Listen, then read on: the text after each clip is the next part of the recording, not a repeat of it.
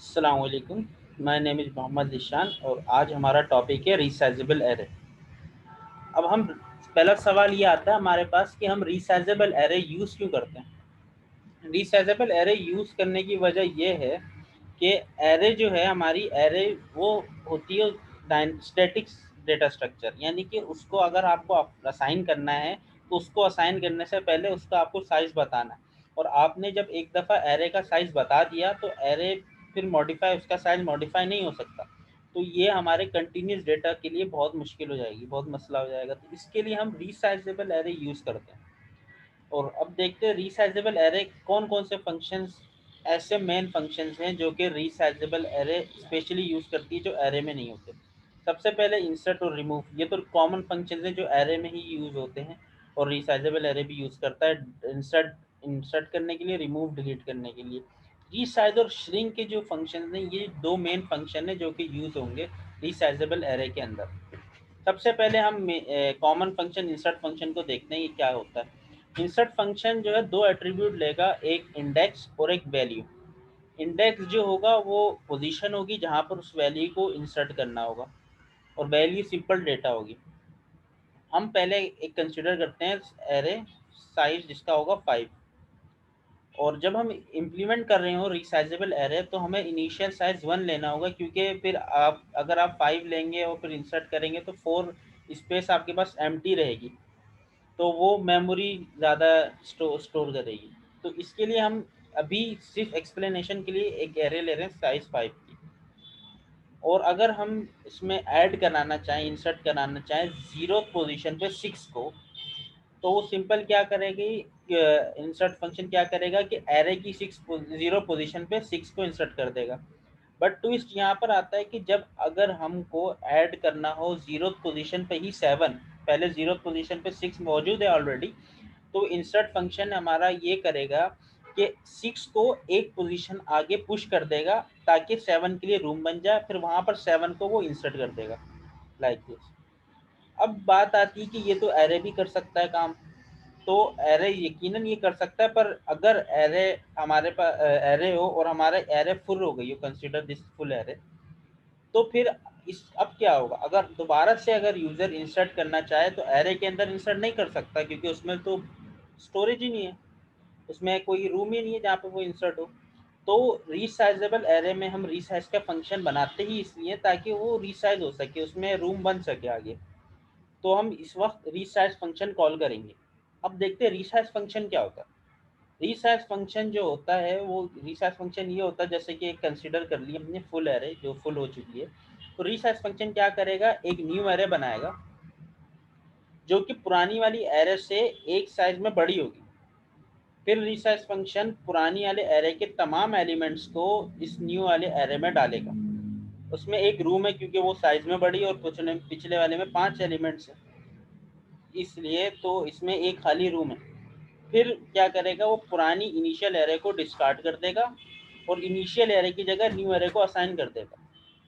फिर वो वापस न्यू एरे के साथ अब ये पूरा सिनेरियो को इंसर्ट वाले फंक्शन में भेज देगा ताकि इंसर्ट जो है इसके अंदर 5th पोजीशन पे 7 को इंसर्ट करे लाइक दिस। अब रिमूव फंक्शन की बात आती है। अब रिमूव फंक्शन मेरा क्लासमेट, मेरा दोस्त अब्दुल अली समझाएंगे आपको।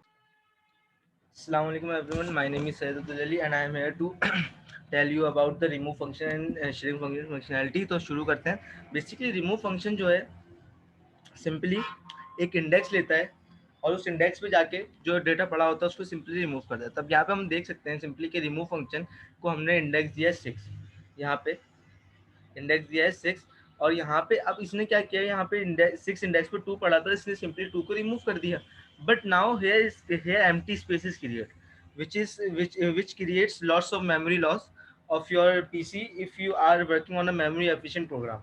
So now अब ये क्या होगा, अब सिंपली रिमूव फंक्शन श्रिंक को कॉल कराएगा और श्रिंक फंक्शन ये जो स्पेस है इसको डिस्कार्ड कर देगा, रिमूव कर देगा। हम इस श्रिंक फंक्शन को बाद में पूरा डिटेल में समझेंगे, अभी आगे चलते हैं।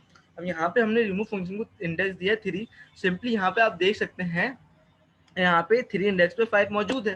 अब यहाँ पे आगे क्या होगा कि 5 को, तो इस 5 को जो है रिमूव फंक्शन ने कर दिया डिलीट, या रिमूव कर दिया। अब यहाँ पे 5 की जगह पे 5 के इंडेक्स पे यहाँ पे एम्प्टी स्पेस क्रिएट हो गई। तो रिमूव फंक्शन क्या करेगा, सिंपली जितनी भी 5 के आगे एलिमेंट है, आप यहाँ पे देख सकते हैं 6 और 7 दो एलिमेंट मौजूद है, इसको ये सिंपली बैकवर्ड पुश करेगा।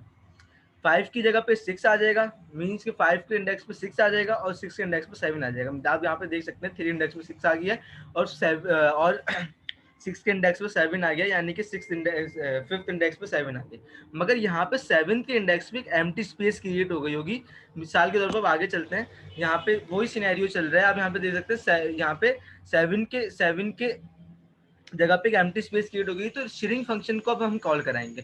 श्रिंक फंक्शन क्या करेगा, श्रिंक फंक्शन जैसे ही कॉल होगा, श्रिंक फंक्शन एक न्यू एरे क्रिएट करेगा जो कि पुरानी वाली एरे की लेंथ से एक कम साइज की लेंथ की एरे क्रिएट करेगा। यानी कि मिसाल के तौर पर अगर पुरानी एलिमेंट में 6 डेटा बढ़ने की जगह होगी, तो पुरानी वाली नई वाली एरे में 5 एलिमेंट्स को भरने की जगह होगी। यहाँ पे आप देख सकते हैं इसने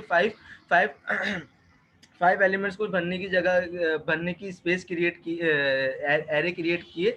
अब यहाँ पे श्रिंक फंक्शन क्या करेगा, जिस इंडेक्स पे पुराने वाले एलिमेंट पड़े होंगे ना, बिल्कुल उसी इंडेक्स पे नई न्यू एरे के अंदर एलिमेंट्स पुट करेगा। मिसाल के तौर पे आप यहाँ पे देख सकते हैं 7 इंडेक्स पे पड़ा हुआ है, तो यहाँ पर भी न्यू एरे में 7 इंडेक्स पे पहुंच गया, और 8 पे पड़ा हुआ है तो यहाँ पर भी 8 पे पड़ा हुआ है, और सो ऑन, इसी तरह ये एंड तक 7 तक चले जाएगा। और फिर क्या होगा, अब यहाँ पे पुरानी वाली एरे का तो कोई काम ही नहीं रह जाएगा, क्योंकि वो तो हमारे लिए बेकार किसी काम की नहीं रही है।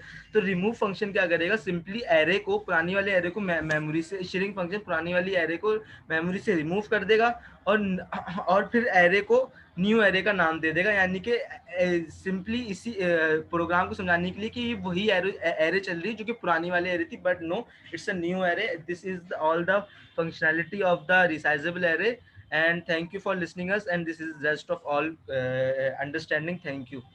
Allah Hafiz.